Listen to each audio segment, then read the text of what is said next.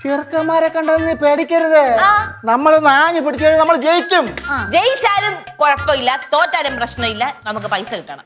എന്റെ പൊന്നു മോളെ, ജയിച്ചാലും കുഴപ്പമില്ല തോറ്റാലും കുഴപ്പമില്ല എന്ന് പറയരുതേ. നമ്മൾ കാര്യത്തിന് വേണ്ടി ഇറങ്ങുമ്പോ നമ്മൾ ജയിക്കും ജയിക്കും ജയിക്കും എന്ന് പറഞ്ഞോണ്ട് ഇറങ്ങണം, എങ്കിലേ ജയിക്കുള്ളൂ. അപ്പൊ പോവാം എല്ലാവരും കൈ.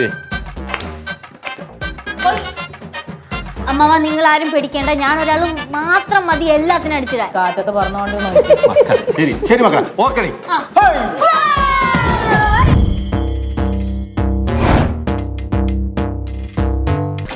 ഈശ്വര, എന്റെ ഫുൾ കോൺഫിഡൻസ് ബഹുമാനെന്താ ഇവിടെ? എനിക്കറിയോ?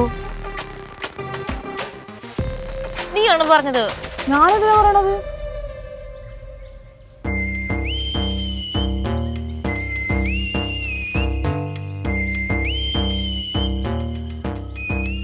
എടി നിനക്ക് ഇതിന്റെ വല്ല കാര്യമുണ്ടോ? വാ നമുക്ക് പോവാ. ശ്യാമെന്താ ഇവിടെ?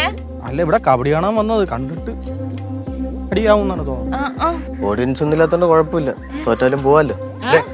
ഇങ്ങോട്ട് നോക്ക്. നീ എന്റെ പിള്ളേരെ പ്രോത്സാഹിപ്പിക്കാൻ വേണ്ടിയാണെങ്കിൽ ഇവിടെ നിന്നാൽ മതി, അല്ലെങ്കിൽ ഇറങ്ങിപ്പോടാ. നിങ്ങൾക്ക് ഈ മുതുക്കാലത്ത് എന്താണ് നിങ്ങളുടെ കുഴപ്പം? ചുമ്മാ പിള്ളേരെ കൊണ്ട് ആവശ്യമില്ലാത്ത പരിപാടി ഏൽപ്പിച്ചില്ല നിങ്ങൾക്ക് പറ്റൂലല്ലേ? ഞാനാണ് അവരുടെ കോച്ച്. മക്കളെ, ഇതൊന്നും കണ്ട് നിങ്ങൾ ഇതാവരുത്. നിങ്ങൾ ഒത്തൊരുമയോടെ നിൽക്കണം കേട്ടോ. ശരി, ഓക്കെ. പ്രോത്സാഹിപ്പിക്കും പിള്ളേർ. നടക്കട്ടെ. അപ്പോൾ ആദ്യം നിങ്ങളാണ് അങ്ങോട്ട് വരുന്നത്, നമ്മൾ ഇങ്ങോട്ട് വരട്ടോ. ഇങ്ങോട്ട് വരാം.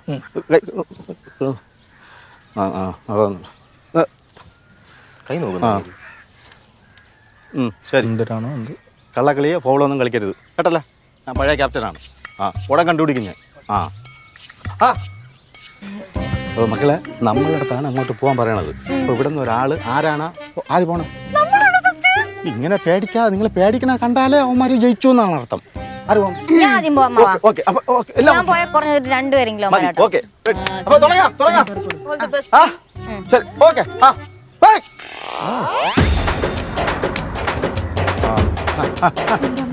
കബഡി കബഡി കബഡി കബഡി കബഡി കബഡി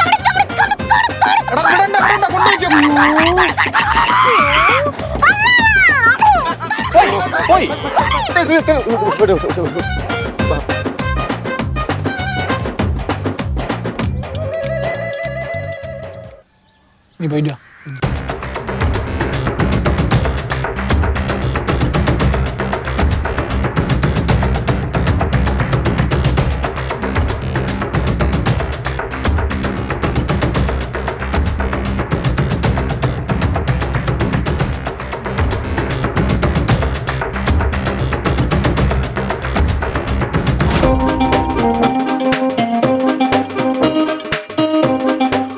എനിക്ക് അറിഞ്ഞൂടാ.